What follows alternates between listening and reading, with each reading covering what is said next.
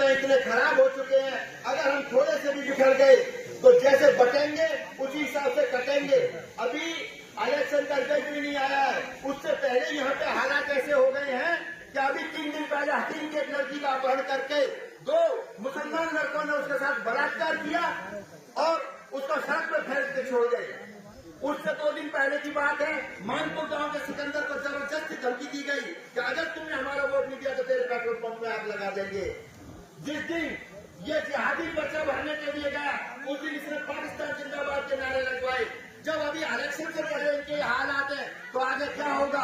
हम लोग बाद में जाति में इनमें बटे हुए हैं। मेरी आपसे अपील है कि बिना बटे ये देखो, मैं ये नहीं कहता कि बीजेपी को वोट दो, कांग्रेस को दो, मैं कहता हूँ जो भी कैंडिडेट आपको जीतता हुआ दिख रहा है उसका सहारा दो, उसकी मदद करो, उसे जिता के सरकार में साझा करो।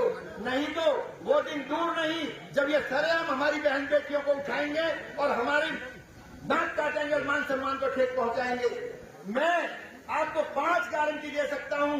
नंबर 1, अगर भाई मनोज रावत आपने जिता करके चंडीगढ़ भेज दिया तो इलाके से गौ हत्या बंद करवा देंगे। नंबर 2, यहाँ इलाके में जितने भी इन जिहादियों में बांग्लादेशी और रोहिंग्या घुसा रखे हैं, उनके फर्जी राशन कार्ड बनवा रखे हैं, उन सबको एक एक की पहचान करके इलाके से बाहर करवा देंगे। नंबर 3, जितना भी ये लव जिहाद चल रहा है, भाई जागर साहब इस बात के गवाह हैं, 5 साल इनकी हुकूमत रही है, इनके पीरियड में एक भी किसी लड़की की बेइज्जती नहीं हुई, किसी की तरफ आंख उठा के नहीं देखा गया। अगर इस 5 साल भी आपने इस हिंदू शेर को अगर बना के भेज दिया तो तुम्हारी बहन बेटियों की तरफ पे आंख उठा के नहीं देख पाएगा। अगर मान सम्मान से जीना चाहते हो तो संगठित होकर एक जगह आ जाओ। क्यों कि हमने 5 का आकलन करके देख लिया है। 2 तो आजाद उम्मीदवार हैं, 3 2 छोटी मोटी पार्टियों से है, राष्ट्रीय पार्टी से सिर्फ एक ही व्यक्ति है और आप उसकी मदद करो। इलाके की फक्र कर रहा था, मुसीबत आने वाली है, तेरी बर्बादियों के चर्चे सुने हैं आसमानों में। समझ जाओ ना मिट जाओगे हकीम विधानसभा वालों, तुम्हारी दास्तां तक भी ना होगी दास्तानों में, तुम्हें कोई पूछेगा नहीं। इस इलाके की शान जब तक है, जब तक तुम मजबूत हो। और मैं आपसे एक निवेदन करना चाहता हूँ, हम तो मेवात के बीच में ऐसे रहते हैं जैसे 32 जातों के बीच में जीव।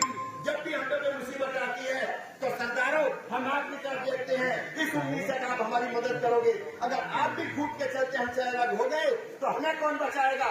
और जब हम ना रहेंगे तो याद रखो रहोगे तुम भी नहीं।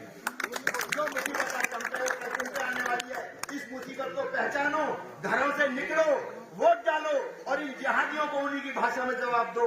और मैं एक बात और बताना चाहता हूँ, मामन खान सरेआम भाषण दे रहा है कि नूह का इलाका छुड़वा दूंगा।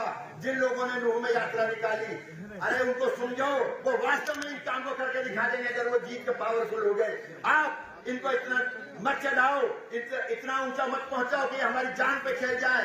आप समझो और भाई मनोज रावत को भारी मतों से जिताओ ताकि हम मजबूत बने और अपनी आन बान और शान को कायम रख सके। धन्यवाद।